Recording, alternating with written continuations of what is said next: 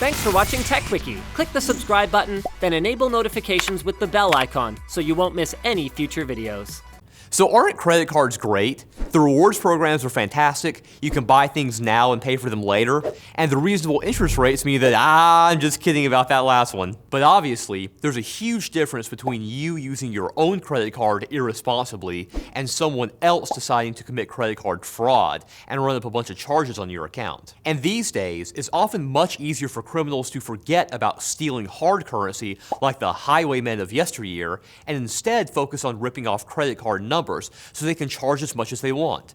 Well, up to the victim's credit limit anyway. But that leads us into another big advantage that credit cards have over cash. If your card number gets stolen, your credit card company has technological measures in place to detect and put a stop to fraud. But how in the world do they do this? Well, perhaps unsurprisingly, major payment processors mine huge amounts of data from their cardholders, and they know a great deal about their spending habits. And while that might sound a little creepy in this age where it feels like every smartphone and computer is trying to learn about us, it's also a key way that companies like Visa and MasterCard detect fraud. You see, odds are that you mostly swipe and tap your card in and around the areas where you live, work, or frequently visit. Now, as you do this, your credit card company builds a picture not only of where you spend your money, but how much and how frequently. So over time, they get an idea of whether you're a high roller with money to burn, or if you follow grandma's advice and only use plastic in emergencies. So if a transaction goes through for far more money than you usually spend, or from some faraway locale, this will automatically trigger the card company's payment processing system to flag that transaction and mark it as potentially fraudulent, as the odds are that it wasn't you making the purchase. However, if you've ever done something unusual like drive down to Tijuana one weekend for some dental work, you might have had your credit card work just fine. Well, it turns out that your credit card carrier's computers look for patterns that wouldn't be obvious to us mere mortal humans. Now, oftentimes, thieves will use stolen credit card numbers to buy something small at first to test the card before moving on to grand theft. So a stick of gum followed by a brand new kitchen is going to raise some eyebrows at American Express. And some more advanced methods can track the IP addresses of where transactions originated from. So if they see a charge tied to an IP address that's been used in the past for fraud, you might get a fraud alert on your phone or PC so that you can contact your card issuer and tell them whether you've been scammed. And many banks employ similar technologies to protect money that you already have in your bank account.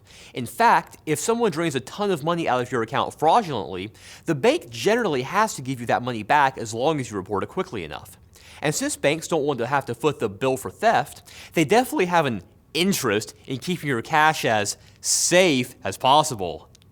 But remember that these systems aren't perfect. In fact, it's their errors that allow them to continue to improve. So keep an eye on your statements, and sometimes they can even work too well. If you've gone on vacation to some exotic place and started using your card without telling the company first, it may have ended up accidentally flagging your card when you tried to use it to buy a Mai Tai at some bar in the Caribbean. So it's generally considered a good idea to give them a ring before heading out on a big trip. Now, of course, with huge credit card companies and banks using machine learning and artificial neural networks to more effectively identify fraud patterns and develop new algorithms for catching it, there's a lot of secret sauce that goes into protecting consumers that's kept away from the general public to keep it out of the hands of would-be fraudsters. After all, I don't think Kevin McAllister left the plans for his booby traps in plain sight for the wet bandits to find.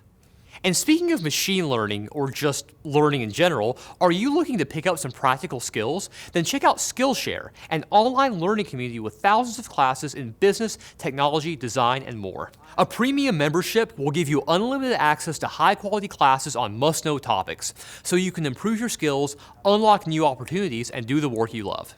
And if you're a technology enthusiast like me, you'll be sure to enjoy their classes on DSLR photography and HTML. Skillshare is also more affordable than most learning platforms out there. An annual subscription is less than $10 a month. And since Skillshare is sponsoring this video, the first 250 people to use the promo link down in the video description will get their first 2 months for just 99 cents. You probably have 99 cents buried in your couch cushions right now, so yeah, go check them out. Okay guys, you know what to do. Dislike, like for more bad puns, check out our other channels, comment down below with video suggestions, and don't forget to subscribe.